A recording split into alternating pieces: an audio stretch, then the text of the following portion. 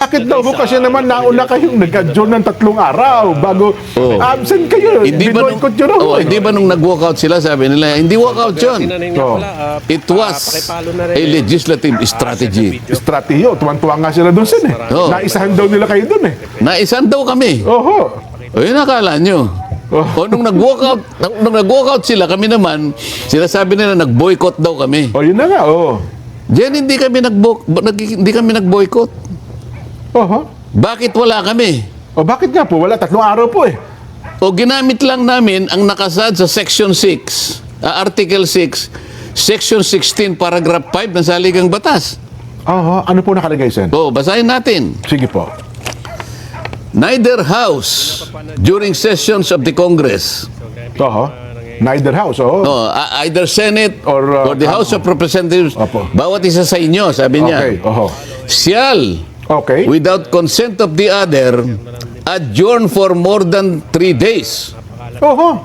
nor any other place than that which the 2 houses should be sitting. Itagalog mo. Oho. Walang isa sa inyong dalawa nang walang consent yung isa Oo. ang Mag-a-adjourn. mag-adjourn Oo. ng higit sa 3 araw. Ginawa ba namin nag-adjourn ng higit sa 3 araw? Hindi po, eksaktong 3 araw. O eksaktong 3 araw. Anong ginawa namin? Ginagamit lang namin ang nakasaad sa Saligang Batas as a legislative strategy. Alam mo kung bakit? Opo. Kung nandun kami noong June 1, June 2 o June 3, nakuha nila kagad ang mga committees na ilugso nila si Alan Peter Cayetano at Senate. Nakuha nila yung blue ribbon, hindi na natuloy yung June 4. Ayun pala talaga ang target nila. Kaya ang sabi ko, Jen, ang pinakamahalagang salita ngayon, katotohanan. Katotohanan.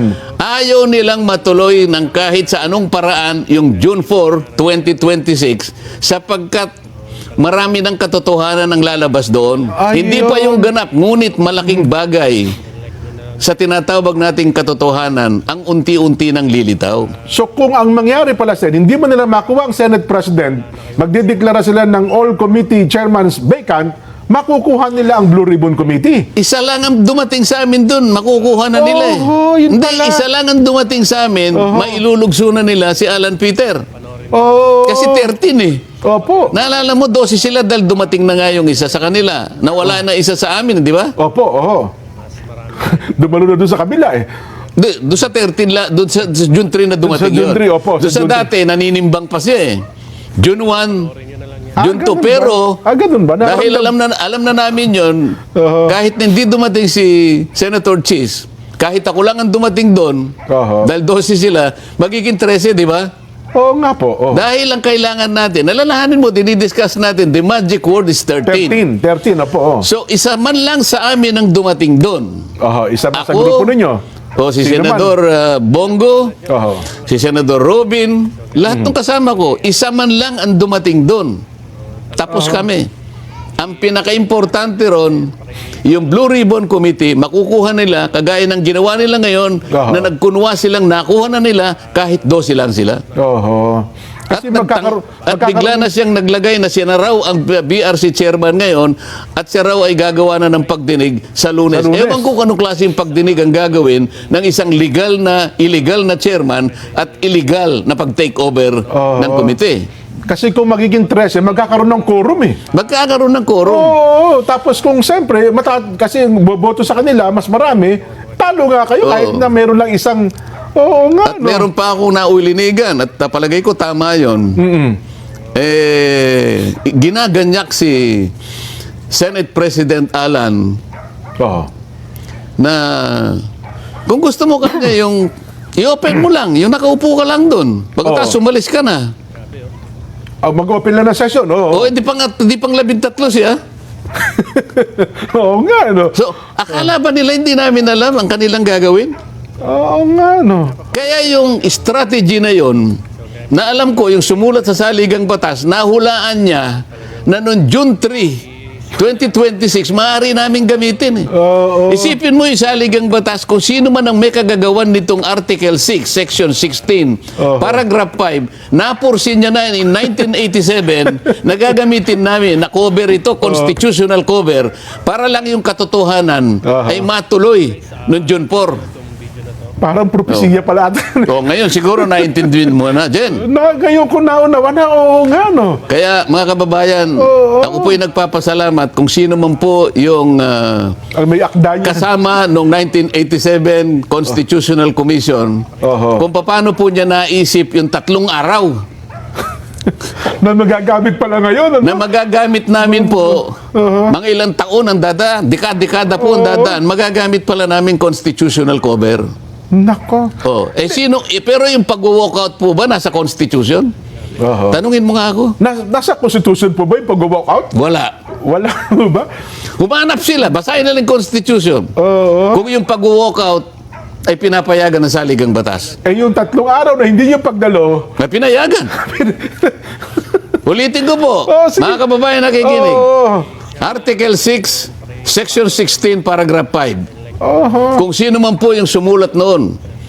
1987 ito, Jen. Opo, 1987 Constitution na. 2026 na tayo. Opo. Ilang taon yon? Pakikompute. Mathematician, Oo. cameraman. Yan, may hawak na, no? Ilang taon na yon? 1987. Kahina nitong mga 2026 mathematician minus natin. 1987. Ilan? 39 years daw po. Tama ba? Isipin mo, sinong makapagsasabi na yung taong kinasangkapan ng tadhana 39 years ago, nakita niya na dahil sa pangangailangan na mabunyag ang katotohanan, pwede naming gamitin itong isinulat nila na bahaging ito ng saligang batas. Parang paunang ano ho yan, ano? Parang ibinigay sa amin ito eh. Kasi ang sinasabi nila, Sen, dapat na po in-advise nyo ang lower, yung paano nyo, yung lower chamber. Basta ang sinasabi ko sa iyo, meron kaming constitutional cover. Ang sinabi niya, bawal sino man sa inyong dalawa nang hindi kayo nagko-consent sa isa't isa na magpasya kayong mag-adjourn ng more than 3 days. 3 days lang ginawa. 3 days lang ang ginawa namin. June 1, June 2, June 3, 2026. Oo nga, no. Baka hindi nila nabasa. Nabasa lang nila, Abilino ko, decision. Yan ang alam ninyo. Pero yung sumulat nito o kinasangkapan ng tadhana na sulatin ang bahaging ito na saligang batas ay isang anghel. May propesiya siya na Di ba? Opo. Sino makakapagsabi na 39 years later, sabi nung gumawa nito, magagamit yan. Magagamit yan.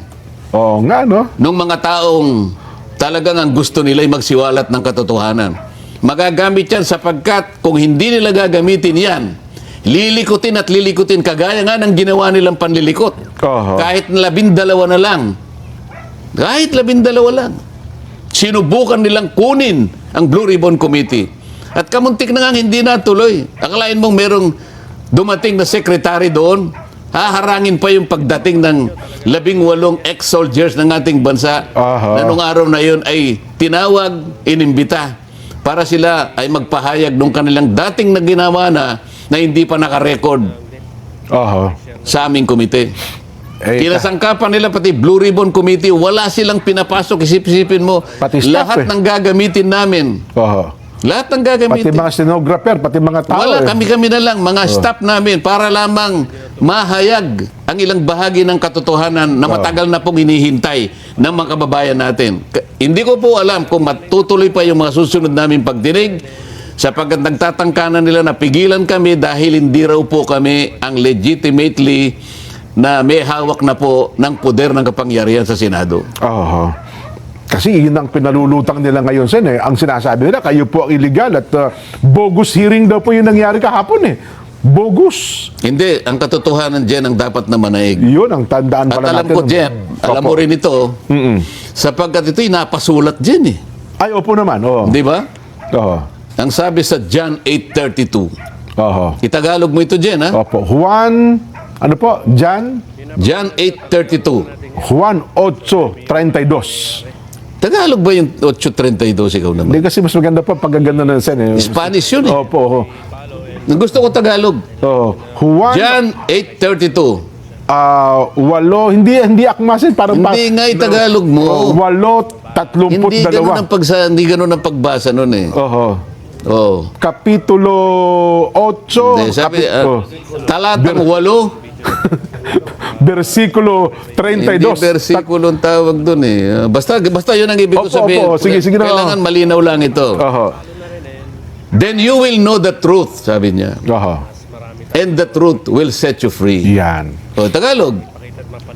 At kapag nalaman mo ang katotohanan ay magpapalaya sa iyo. Di ba? Tama po ba? That At truth, ngayon, sabi niya, at malalaman mo ang katotohanan. at malalaman mo ang katotohanan Sapagkat ang katotohanan ang magpapalaya sa iyo. sa iyo. Bakit ka palalayain ng katotohanan? Malalaman mo ngayon talaga kung sino ang dapat managot. Sa pinakamalaki, pinakamaanumalyang pagnanakaw sa salapi ng bayan. Alam po ninyo, hindi namin alam kung paano i-describe ito eh. Siguro ito po ang pagnanakaw na po pwedeng maisulat sa Guinness Book of World Records. Bakit po?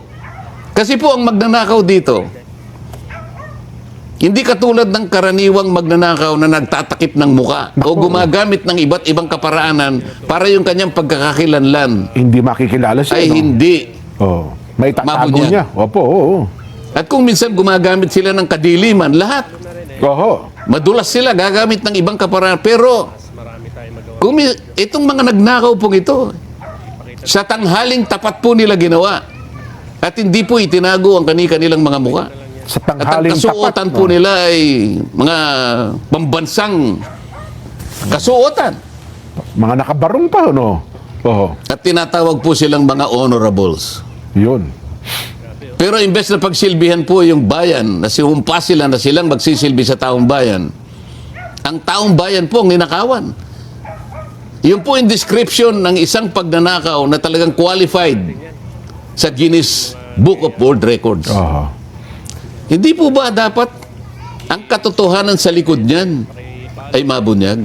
Yes po. Bakit po nila pinipilit na takpan ang katotohanan? Kahit sa anong kaparaanan, ilulugso yung tunay na leadership ng Senado para sa ganun makuha nila ang poder para yung pagtatakip na yun ay manatili at maibaon po yung katotohanan habang buhay.